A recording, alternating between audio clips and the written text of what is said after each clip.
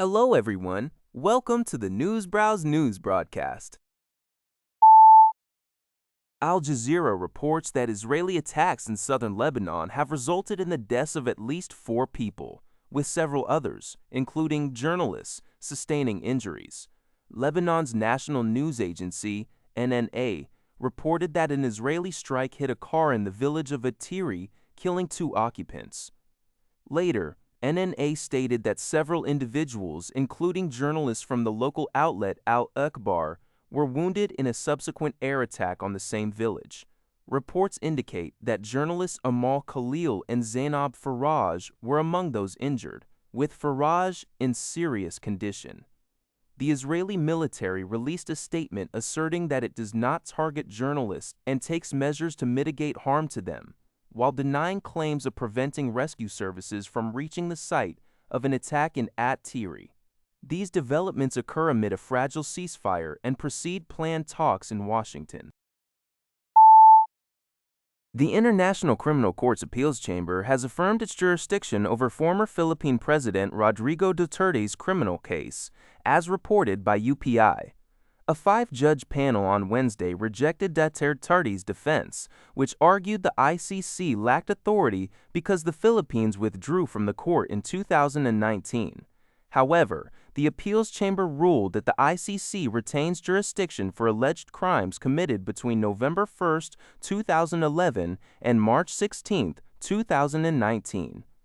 Duterte faces charges of crimes against humanity, including murder and attempted murder, stemming from alleged extrajudicial killings during his war on drugs campaign, which began in July 2016. Duterte, 80, denies these allegations and was arrested in September 2021. UPI reports that Mexican President Claudia Sheinbaum announced Wednesday that Mexico has sent a diplomatic note to the U.S. Embassy. The note requests an explanation for the unauthorized participation of U.S. agents in field operations on Mexican territory, specifically an anti-drug operation in Chihuahua. President Sheinbaum emphasized that such actions were not part of the agreed security protocol or current bilateral understandings, raising concerns about national sovereignty. She clarified that while Mexico's defense ministry participated, it was not informed about the U.S. agents' involvement. This incident follows the deaths of 2 U.S. CIA officials and 2 local investigators in a vehicle accident after an operation targeting clandestine drug laboratories. Sheinbaum stated that the presence of foreign agents without federal authorization violates Mexico's national security law, a regulation amended under former President Andrés Manuel López Obrador. She reiterated Mexico's rejection of foreign agents' field participation, advocating for other forms of collaboration. According to the Liberty Times, Richard Horne, head of the UK National Cybersecurity Centre, NCSC, today delivered a speech identifying Russia, Iran, and China as the most severe sources of cyberattack threats currently facing the United Kingdom.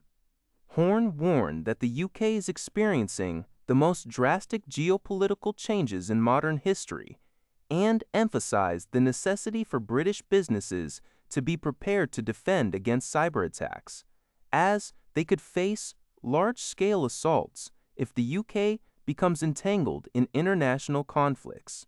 He highlighted that the NCSC currently handles approximately 4 state-level major cyber incidents each week. While ransomware and other criminal activities remain common issues, the most serious threats originate from cyber attacks directly or indirectly launched by hostile nations. Horne also specifically noted the staggeringly high level of sophistication demonstrated by Chinese intelligence and military agencies in their cyber operations. That's all for this video.